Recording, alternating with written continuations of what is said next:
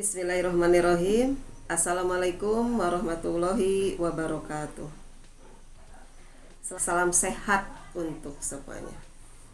Pada pagi hari ini udara cukup cerah. Sebentar lagi saya mau jalan-jalan untuk berolahraga. Tapi sebelumnya, sambil menunggu waktu nih, saya mau berbagi informasi dulu tentang hal-hal yang berkaitan dengan pendidikan anak usia dini. Pada kesempatan ini saya ingin menjelaskan dan berbagi informasi tentang bagaimana cara mengatasi anak yang tantrum. Apa itu tantrum? Tantrum adalah suatu situasi atau keadaan di mana seorang anak menunjukkan reaksi emosinya dengan cara ngambek, berteriak-teriak, berguling-guling di lantai, menjerit, dan lain-lain. Kemudian kadang-kadang mereka merontak-rontak nih. Nah, menghadapi situasi seperti ini, biasanya orang tua atau guru kadang-kadang bingung. Bagaimana ini mengatasinya? Nah, keadaan tantrum ini biasanya terjadi pada anak atau dialami pada anak usia di bawah 5 tahun. Paling banyak ditemui pada anak usia 2-3 tahun dan menjelang 4 tahun itu paling banyak ditemui. Walaupun kadang-kadang memang terjadi juga pada anak usia sekitar 5 tahun. Nah, kenapa sampai ini terjadi? Nah, penyebabnya adalah yang pertama nih. Biasanya keinginan anak tidak terpenuhi, sehingga anak ngambek, menangis, agar keinginannya dituruti atau dipenuhi oleh lingkungannya, terutama orang dewasa yang paling dekat dengan mereka. Penyebab yang kedua adalah karena anak belum bisa mengekspresikan apa yang ada dalam pikirannya, atau belum bisa mengekspresikan atau menyatakan apa yang dia rasakan, karena bahasa verbalnya masih belum berkembang optimal. Jadi dia itu melampiaskan atau menyatakan keinginannya itu dengan caranya dia sendiri, yaitu dengan ngambek, kemudian kalau bahasa Sundanya ngadat ya. Selain yang saya sebutkan tadi,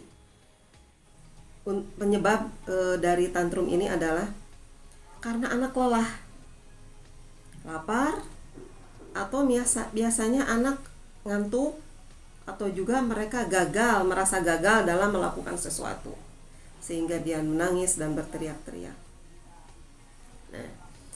Nah, orang tua, guru, ataupun orang dewasa yang ada di sekitarnya harus bisa mencari penyebabnya ini apa. Apakah anak itu misalnya keinginannya tidak terpenuhi?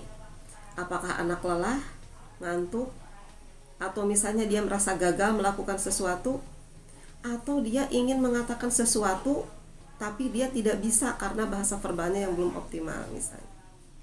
Nah, harus dicari seperti itu penyebab dari tantrum ini. Nah, bagaimana ayah, bunda, atau guru untuk mengatasi hal ini? Nah, yang pertama nih perlu diperhatikan. Ini penting sekali untuk semuanya. Yang pertama, orang dewasa, guru, maupun orang tua yang ada di sekitar anak tetap tenang menghadapi situasi seperti ini. Jangan terbawa emosi. Nah, kebanyakan nih, bukan kebanyakan ya, saya pernah menemui lah begitu. Ketika orang tua menghadapi anak yang tantrum, emosinya terbawa dengan emosi terbawa pada anak nih. Jadi bukan orang tua mempengaruhi anak ini, kadang anak mempengaruhi situasi emosi orang tua. Jadi ketika anak ngambek, anak berguling-guling, anak teriak-teriak, menjerit dan merontak, nah orang tuanya mencari jalan pintas dengan cara membentak atau memukul anak, yang tujuannya adalah untuk menghentikan tantrumnya tersebut. ini adalah hal yang sangat keliru yang dilakukan oleh orang tua ataupun orang dewasa yang ada di sekitarnya. Jadi sekali lagi tetap tenang dan jangan melakukan hal-hal yang akan merugikan anak dan juga diri kita sendiri nantinya. Dengan cara kita melakukan kekerasan terhadap anak, itu sangat tidak boleh. Nah, yang keduanya, kenali tanda ketika anak tersebut sudah menunjukkan akan tantrum. Misalnya nih, kalau anak akan tantrum itu misalnya akan terlihat dari raut wajahnya, dari gestur tubuhnya. Nah, kenali apakah anak itu lelah, ngantuk, atau misalnya dia itu ingin mengatakan sesuatu. Kenali dengan cermat ya. Pastikan anak untuk menghindari tantrum ini, pastikan anak dalam keadaan nyaman, tidak merasa lapar, kemudian juga tidak mengantuk. Kemudian yang berikutnya nih tipsnya, berikan pujian seperti kata-kata, kamu anak soleh, kamu anak soleha, kamu anak pintar, cerdas, dan lain-lain. Penghargaan sedikit apapun, pujian sedikit apapun pada anak akan sangat bermakna bagi anak. Nah, kemudian tips yang berikutnya adalah hindari mengancam anak atau memberikan hukuman pada anak ketika anak tantrum. Misalnya ketika kita menemui anak kita sedang tantrum atau menghadap, berguling-guling, meronta-ronta dan sebagainya, jangan sekali-kali kita mengancam. Awas loh, kalau kamu menangis terus nanti tidak akan bunda ajak jalan-jalan, nanti tidak akan ajak bunda membeli mainan, nanti bunda tidak akan membeli mainan, nanti bunda tidak akan memberi makan, nanti bunda tidak akan, dan lain-lain lah ancaman-ancaman kepada anak. Itu dihindari. Yang berikutnya nih, ketika anak tantrum, peluk anak itu dengan hangat. Peluk ke dalam pelukan kita. Kemudian setelah dipeluk, usap punggungnya. Kemudian ayah, bunda, atau para guru usap punggungnya sambil berdoa. Ya Allah, hamba ikhlas, hamba ridho, dan hamba bersyukur punya anak seperti ini. Meskipun saat ini anak hamba sedang mengalami emosi yang kurang baik, hamba ikhlas, hamba ridho ya Allah. Kupasrahkan segalanya kepadamu dan kutitipkan segala emosinya, ngambeknya kepadamu ya Allah. Terus usap punggungnya, berikan kehangatan pada anak. Insya Allah anak akan tenang.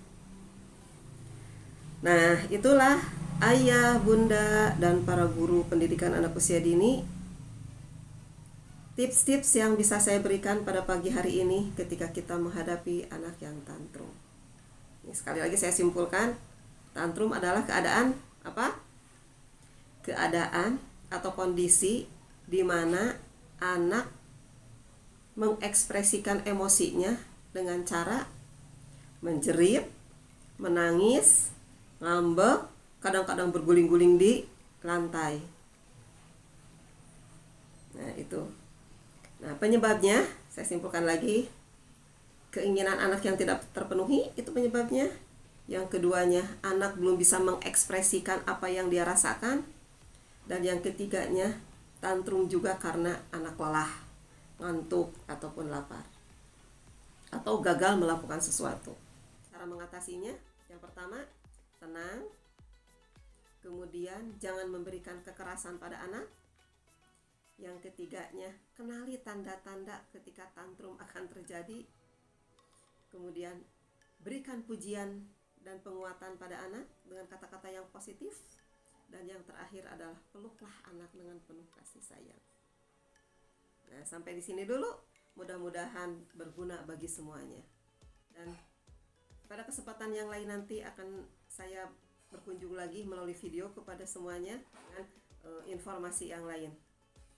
Jangan lupa kalau suka video ini di subscribe, like, komen, dan share di medsos kalian semuanya. Wassalamualaikum warahmatullahi wabarakatuh.